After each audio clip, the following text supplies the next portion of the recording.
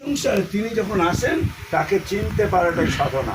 তেমনি শ্রী ঠাকুর মনমোহিনীর পুত্র শ্রী অনুকূলেই যে সব এই যুগের, এটা চেনাই জীবের সাধনা, অন্য কোনো সাধনা নেই।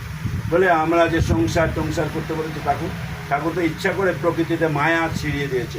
মায়ার জালে তুমি পড়ো, ওখান থেকে তুমি আস্তে আস্তে আসো গুটিয়ে। মায়াবদ্ধ জীবাত্মা, আমরা সব জীবাত্মা হয়ে এসেছি। ভূতাত্মা বলে, এটা খুব ইম্পর্টেন্ট পয়েন্ট বলছি।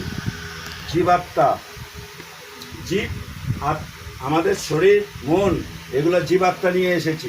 এইবার উনি একমাত্র পরমাত্মা, পরম স্বরূপ, পরম চৈতন্য। তার দিকে কে আসছে এখানে বসতে বলো, চেয়ার দিতে বলো।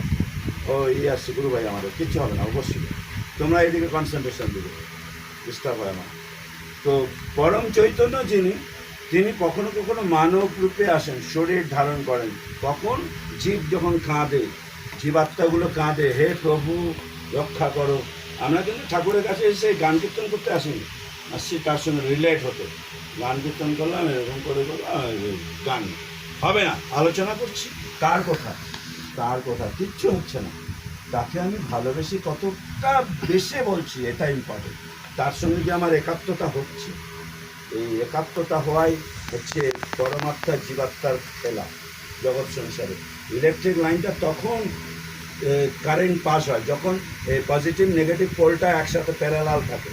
ওই দুটোর কানেকশান না হলে চার্জ হয় না, চার্জ না হলে পাওয়ার কানেক্ট হয় না, পাওয়ারটাই এই পাওয়ার কানেকশানটাই হচ্ছে দীক্ষা। যেদিন দীক্ষা হয়, একটা লোক যেমন বাড়িতে ইলেকট্রিক লাইনটা নেয়, সে আর একটা মিস্ত্রি এসে কানেক্ট করে দেয়, অমন আজকে তিনজনের ওই কানেকশন ডিস্ট্রিবিউটি কাটা করে, তাহলে পাওয়ার কানেক্ট হয়ে গেছে। এই পাওয়ার কানেকশনটা মাঝে মাঝে কি হয় আমরা বুঝতেই পারি না যে আমার মধ্যে পাওয়ার আছে। দেবাশিস বিশ্বজিৎ একটু আগে ওই হরে কৃষ্ণদার বাড়িতে হরে কৃষ্ণদাকেই যাদন করছিল এই কথাগুলো, যে আমরা ভুলে যাই যে আমিও অসম্ভব পারি। হনুমান ভুলে গেছিল সে রুদ্র অবতার, একদম ভুলে গেছে, সেও সব পারে এটা ভুলে গেছে। সে মন্ত্রী হওয়ার জন্য এর কাছে এসেছিল যে আমি মন্ত্রী পদটা পাবো, রাজা হবে রামচন্দ্র। পরে দেখেন না, রামচন্দ্র তো শুধু এরকম না, তিনি তো আমার প্রভু। ওনার যেই দর্শন হলো, উনি নিজেকে চিনতে পারলো।